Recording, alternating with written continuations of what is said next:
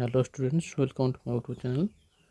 आज हम +3 six semester जो डीएसए पेपर 3 देजी तार गोटे लंग टाइप दे देखिए। तंत्रवाद कौन मध्ययुग ओडिशा रे यार प्रभाव किपरि कहैछि। भारत तथा ओडिशा रे तंत्रवाद प्राचीन युगରୁ प्रचलित। भारतर विभिन्न भागरे मध्य तंत्रवाद प्रचलित थिला। एबे मध्य केतेक स्थान रे यह प्रचलित अछि। तंत्रवादर उद्भव प्रायतः प्राचीन युग अर्थात परवर्ती वैदिक जुगरे घटिथिला बोली जणाଯାଏ। परवर्ती वैदिक युग अर्थात ख्रीष्टपूर्व 600 बेलू भारतीय समाज अत्यंत कषुलित और कुसंस्कार परिपूर्ण थिला बोली कुहाଯାଏ।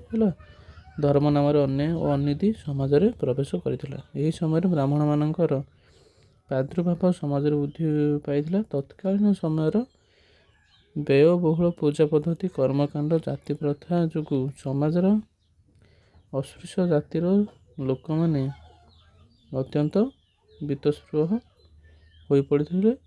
यही समय 4 गोटी वेद मध्य सर्वश्रेष्ठ वेद अथर्ववेद जन्म नहीं। एथि तंत्र मंत्र जादू कथा संबलित मंत्र गुड़िक रचित होता देखा जाए। कौ वेद से सब अच्छी से सब अथर्ववेद अच्छी बोली कहुए। मन रखि कहना अथर्ववेद कौन सब अच्छी तंत्र मंत्र जादू कथा संबलित मंत्र गुड़िक रचित होता देखा जाए। जहाँकि परवर्ती समय भारतीय समाज में केतक क्षेत्र में प्रचलित थी देखा जाए। ओडिशा रे मध्य तंत्रवाद लोकप्रियता ख्रीष्टपूर्व 6ठ शताब्दी वृद्धि पाई, जहाँकि बौद्ध धर्मर पतन पूर्व घटी। तेणु विद्वान मत हिंदू और बौद्ध तंत्रवाद तथा शाक्त धर्मर सम्मान यही समय घटीला कहुए। तंत्रवाद प्रायतः पृथ्वीर समस्त देश में तार प्रभाव विस्तार करथिला। मात्र भारतर केतेक धर्म क्षेत्र में बौद्ध धर्म, शाक्त धर्म, जगन्नाथ धर्म क्षेत्र में एक स्वतंत्र स्थान हासिल कर। प्राचीन और आधुनिक विद्वान बा ऐतिहासिक माने तंत्र शब्दटी अर्थ को एक भिन्न भाव में व्यवहार कर।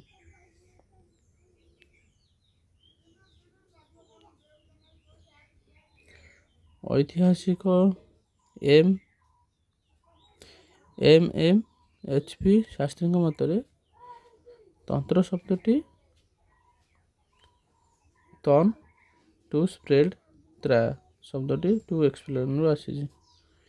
तेणु वैज्ञानिक दृष्टिकोण प्रकृत अर्थ हो तंत्र विज्ञान, धर्म विज्ञान, दर्शन।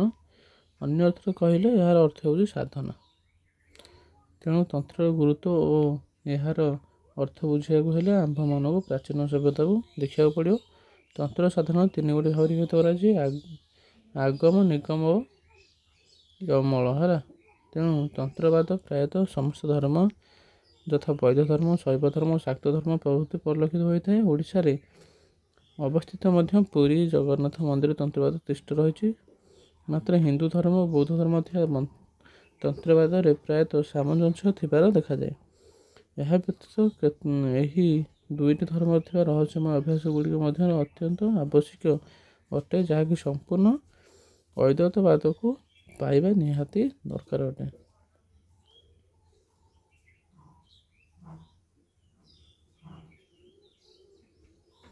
उभय शैव और बौद्ध तंत्रवाद रे संपूर्ण वास्तवता को पहुँचापी 2 प्रकार दिग बा उपस्थिति आवश्यक, यथा निवृत्ति 2 हूँ प्रवृत्ति है।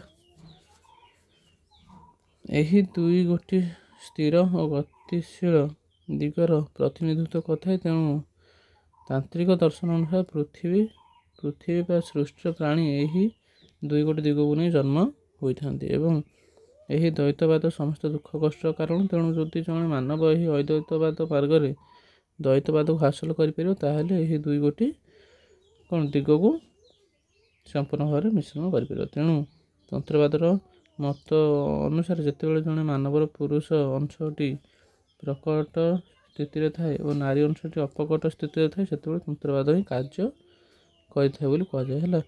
से भाव में जड़े नारी देहरे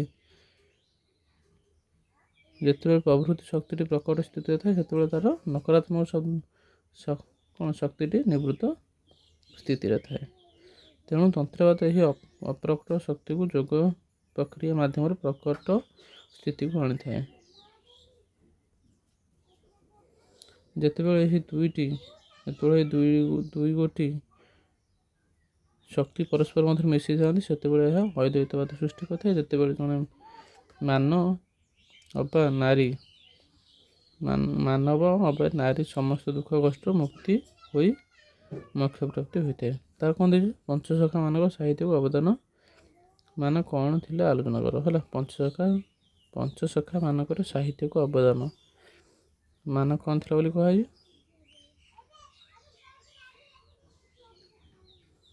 ମଧ୍ୟଯୁଗୀୟ ଓଡ଼ିଶାର ଅର୍ଥାତ୍ ସୂର୍ଯ୍ୟବଂଶୀ ଶାସନ ମାନଙ୍କ ସମୟରେ ଆବିର୍ଭାବ ଘଟିଥିବା ପଞ୍ଚସଖା ଦ୍ୱାରା ମହାନ ପୁରୁଷମାନଙ୍କ ରଚିତ ସାହିତ୍ୟ ଗୁଡ଼ିକ ଓଡ଼ିଆ ସମାଜକୁ ଅନେକ ଅବଦାନ ହୋଇଥିଲା। ହେଲା,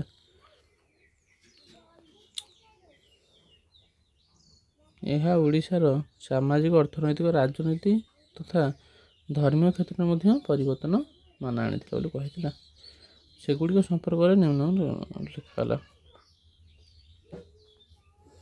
ପ୍ରଥମତଃ ପଞ୍ଚସଖା ମାନଙ୍କ ରଚିତ ସାହିତ୍ୟ କୃତି ଗୁଡ଼ିକ ପ୍ରେମ ଓ ଭକ୍ତି ମାର୍ଗର ପ୍ରଚାର କ୍ଷେତ୍ରରେ ଅନେକ ଉନ୍ନତି ଆଣିପାରିଥିଲା। ଏହା ମାଧ୍ୟମରେ ଯେ ଈଶ୍ୱର ପ୍ରାପ୍ତି ସମ୍ଭବ ହୋଇପାରିବ ସେ ସମ୍ପର୍କରେ ସେମାନେ ମତ ପ୍ରଦାନ କରିଥିଲେ। ସେମାନଙ୍କ ମତରେ ବ୍ୟୟବହୁଳ ପୂଜା ଉପାସନା, ମୂର୍ତ୍ତି ପୂଜା ଓ ବ୍ରତ ଉପାସନା ତଥା ତୀର୍ଥସ୍ଥାନ ଭ୍ରମଣ ଦ୍ୱାରା ଈଶ୍ୱର ପ୍ରାପ୍ତି ସମ୍ଭବ ହୋଇପାରିବ ନାହିଁ ବୋଲି ସେ କହିଥିଲେ। ବୁଝୁଛି, ତାହେଲେ କେମିତି ହେବ? ଏଥି ନିମନ୍ତେ ବ୍ରାହ୍ମଣ ଓ ପୁରୋହିତଙ୍କ ମଧ୍ୟ ଉପସ୍ଥିତି ଆବଶ୍ୟକ ନାହିଁ। କେବଳ ମନରେ ନିଷ୍କାମ ଭକ୍ତି ଆବଶ୍ୟକ। ଅଚ୍ୟୁତାନନ୍ଦ ଭକ୍ତି ଓ ଜ୍ଞାନର ଅପୂର୍ବ ସମନ୍ୱୟ ଆଣି ପାରିଥିଲେ। ଓଡ଼ିଶାର ଭକ୍ତି ଆନ୍ଦୋଳନକୁ ସେ ତ୍ୱରାନ୍ୱିତ କରିପାରିଥିଲେ। ସେହିପରି ଭାବରେ ଜଗନ୍ନାଥ ଦାସଙ୍କ ରଚିତ ଭାଗବତ ଶ୍ରୀକୃଷ୍ଣଙ୍କ ପ୍ରତି ଗୋପୀମାନଙ୍କ ଥିବା ଭକ୍ତି ଓ ପ୍ରେମ ଭାବରେ ସମ୍ପର୍କରେ ବର୍ଣ୍ଣନା କରିଛନ୍ତି, ଯାହାକି ଓଡ଼ିଶାର ଲୋକମାନଙ୍କ କୃଷ୍ଣ ପ୍ରୀତି ଉଦ୍ରେକ କଥା ବୋଲି କୁହାଯାଇଛି। ଦ୍ୱିତୀୟତଃ ପଞ୍ଚସଖା ମାନେ ସେମାନଙ୍କର ଭକ୍ତି ମାଧ୍ୟମରେ ଓଡ଼ିଶାରେ ଅନେକ ସାମାଜିକ ପରିବର୍ତ୍ତନ ଆଣିପାରିଥିଲେ। କାରଣ ସେମାନେ ତତ୍କାଳୀନ ଜାତି ବ୍ୟବସ୍ଥା ବିରୋଧରେ ସ୍ୱର ଉତ୍ତୋଳନ କରିଥିଲେ। ସେମାନେ ନିମ୍ନ ଜାତିର ଓ ଉଚ୍ଚ ଜାତିକୁ ନିଜର ଶିଷ୍ୟ ଭାବରେ ସେମାନେ ଗ୍ରହଣ କରିଥିଲେ। ସେମାନେ ଜାତିଗତ ଭେଦଭାବକୁ ଦୂର କରି ସାର୍ବଜନୀନ ଭ୍ରାତୃତ୍ୱବାଦର ପ୍ରତିଷ୍ଠା କରିଥିଲେ। ଉଦାହରଣ ସ୍ୱରୂପ ବଳରାମ ଦାସଙ୍କ ରଚିତ ଲକ୍ଷ୍ମୀ ପୁରାଣ ଓ ଶୂଦ୍ର ଓ ଚଣ୍ଡାଳ ଜାତି ପ୍ରତି ଥିବା ଲୋକମାନଙ୍କ ମନୋଭାବକୁ ଦୂର କରିବା ପାଇଁ ଚେଷ୍ଟା କରାଯାଇଛି।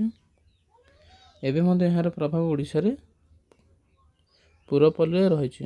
ଜାତି, ଧର୍ମ, ବର୍ଣ୍ଣ ନିର୍ବିଶେଷରେ ପୁରୀର ଜଗନ୍ନାଥଙ୍କ ଆନନ୍ଦ ବଜାରରେ ବସି ସମସ୍ତେ ଆନନ୍ଦରେ ମହାପ୍ରସାଦ ସେବନ କରୁଛନ୍ତି ତଥା ପ୍ରତିବର୍ଷ ରଥଯାତ୍ରାରେ ଜାତିଗତ ଭେଦଭାବ ଓ ଛୁଆଁଅଛୁଆଁ ଭୁଲି ସମସ୍ତେ ସମବେତ ହୋଇ ତାଙ୍କ ରଥ ଟାଣୁଛନ୍ତି ଓ ଈଶ୍ୱରଙ୍କୁ ଦର୍ଶନ କରିପାରୁଛନ୍ତି। ତୃତୀୟତଃ ଶ୍ରୀଚୈତନ୍ୟ ଯେଉଁ ବୈଷ୍ଣବ ଧର୍ମ ପ୍ରଚାର ଏଠାରେ ଘଟାଇଥିଲେ, ଏହାକୁ ପଞ୍ଚସଖା ମାନେ ଗଣଧର୍ମରେ ପରିଣତ କରିଥିଲେ। ପରିଶେଷରେ ଏଥିରୁ ଜନ୍ମ ହୋଇଥିଲା ଜଗନ୍ନାଥ ଧର୍ମ, ଯାହାକି ସାର୍ବଜନୀନ ହୋଇପାରିଥିଲା, ଯାହାର ଫଳସ୍ୱରୂପ ପୁରୁଷୋତ୍ତମ କ୍ଷେତ୍ର ଶ୍ରୀଜଗନ୍ନାଥ ନାମ ଓ ଗାରିମା ବ୍ୟାପ୍ତି ଲାଭ କରିପାରିଥିଲା। ପୁରୀ ଏକ ବୈଷ୍ଣବ କ୍ଷେତ୍ରରେ ପରିଣତ ହୋଇଥିଲା। ଚତୁର୍ଥ, ଓଡ଼ିଆ ସାହିତ୍ୟ ନିମନ୍ତେ ପଞ୍ଚସଖା ରଚିତ ସାହିତ୍ୟ ମଧ୍ୟ ଅନେକ ମାତ୍ରାରେ ପ୍ରଭାବ ପକାଇଥିଲା। କାରଣ ସେମାନଙ୍କର ରଚନା ଗୁଡ଼ିକ ମୁଖ୍ୟତଃ ଭକ୍ତିବାଦ ଉପରେ ପର୍ଯ୍ୟବେସିତ ଥିଲା, ଯାହାକି ପରବର୍ତ୍ତୀ ଯୁଗର କବିମାନଙ୍କ ଉପରେ ଗଭୀର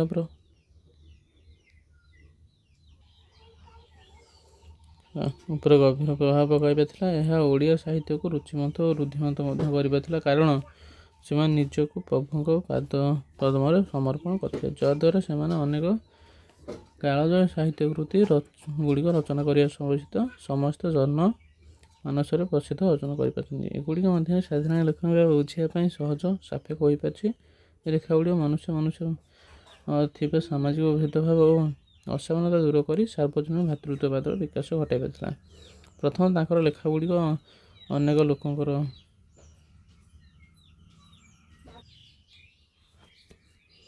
ଜୀବିକା ନିର୍ବାହ ମାର୍ଗ ପାଲଟିଛି, କାରଣ ସେମାନଙ୍କ ରଚିତ ସଙ୍ଗୀତ ଗୁଡ଼ିକ ଦରିଦ୍ର ଓ ନିମ୍ନ ଶ୍ରେଣୀର ଲୋକମାନେ ଗ୍ରାମରେ ବୁଲି ବୁଲି ଗାନ କରି ସେମାନଙ୍କୁ ଆକର୍ଷିତ କରିପାରୁଛନ୍ତି ତଥା କିଛି ଅର୍ଥ ରୋଜଗାର କରିପାରୁଛନ୍ତି। ଗ୍ରାମୀଣ ଓଡ଼ିଶାରେ ମଧ୍ୟ ଭାଗବତ ଟୁଙ୍ଗିମାନ ଗଢ଼ି ଉଠିଛି ଓ ଏଠାରେ ପବିତ୍ର ଭାଗବତକୁ ପ୍ରତିଦିନ ଶ୍ରବଣ କରି ଲୋକମାନେ ଆନନ୍ଦ ଲାଭ କରୁଛନ୍ତି, ଯାହାକି ଲୋକମାନଙ୍କ ମନରେ ଈଶ୍ୱରଙ୍କ ପ୍ରତି ପ୍ରେମ ଭାବ ଉଦ୍ରେକ କରିବା ସହିତ ସେମାନଙ୍କୁ ଈଶ୍ୱର ପ୍ରାପ୍ତି ହୋଇପାରିଛି।